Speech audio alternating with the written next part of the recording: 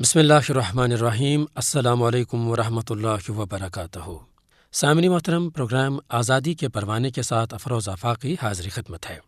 سامعین، مقبوضہ ریاست جموں کشمیر میں کشمیری عوام نے حصول آزادی کے لیے قربانیوں کی ایک لازوال تاریخ رقم کی ہے۔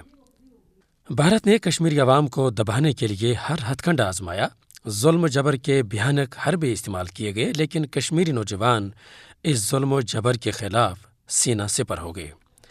سامعین، یہ امر قابل ذکر ہے کہ بھارتی فوج اور اس کی ایجنسیوں نے چن چن کر کشمیری نوجوانوں کو نشانہ بنایا، کیونکہ کشمیری نوجوان تحریک آزادی کے ہر اول دستہ میں پیش تھے۔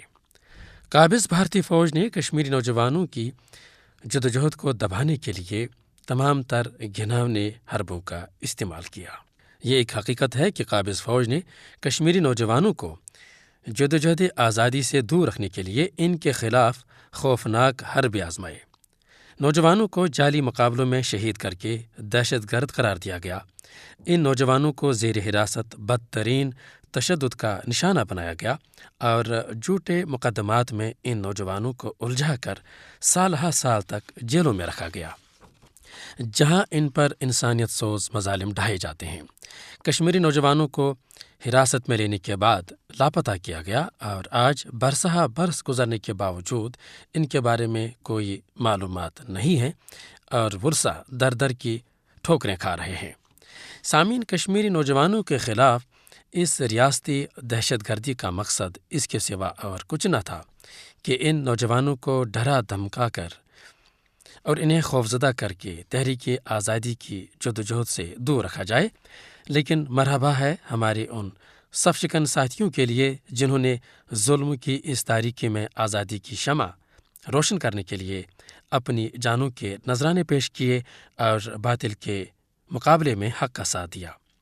سامعین، آزادی کے پروانے میں ہم انہی سپوتوں کا تذکرہ کرتے ہیں۔ سامعین، 1989 میں جب جموں کشمیر پولیس نے اپنے آقاؤں کی خوشنودی کے لیے مقبوضہ ریاست میں برسر پیکار مجاہدین کے ابتدائی دستے کے خلاف گرفتاری کا سلسلہ شروع کیا تو کرالپورہ ضلع کپواڑہ کے مشہور حریت پسند محمد شعبان لون بھی وقت کے نمرودی شکنجے میں آ گئے۔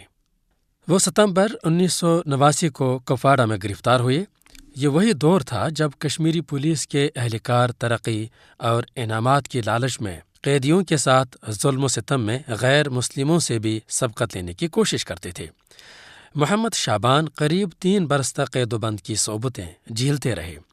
قائد حریت جناب سید علی شاہ گیلانی اپنی کتاب روداد قفس کے جلد اول صفحہ نمبر 104 پر لکھتے ہیں کہ 19 فروری 1991 کو انہیں سیفٹی ایکٹ ختم ہوتا تھا اور اب انہیں رہا ہونا تھا، لیکن کٹھپتلی ریاستی حکومت نے سیفٹی ایکٹ ختم ہونے کے باوجود کسی قیدی کو رہا ہونے سے منع کر دیا، لہٰذا اب انہیں بدنام زمانہ قانون ٹاڑا کے تحت گرفتار ہی رکھا گیا۔ مزید 6 ماہ کی نظر بندی کے بعد رہا ہوئے۔ گرفتار ہوتے وقت وہ اسلامی احکامات کے اتنے پابند نہ تھے جتنے کہ وہ رہا ہونے کے وقت تھے، گویا جیل کے ان ایام نے ان کی کایا پلٹ دی تھی۔ وہ اب سیکولرزم کے بجائے اسلامی نظام کے شیدائی ہو گئے تھے۔ دوران نظر بندی انہوں نے سید ابو اعلیٰ مودودی رحمۃ اللہ علیہ کی تفسیر کا دلچسپی سے مطالعہ کیا۔ اس کے علاوہ سید علی شاہ گیلانی کی صحبت نفع بخش نے انہیں دین حق کا شیدائی بنا دیا۔ جیل سے رہا ہوتے ہی انہوں نے وطن عزیز کی آزادی اور اسلامی نظام کے قیام کے سلسلے میں اپنے ادھورے مشن کو پھر اختیار کیا اور حزب المجاہدین کو اپنے خدمات پیش کیے۔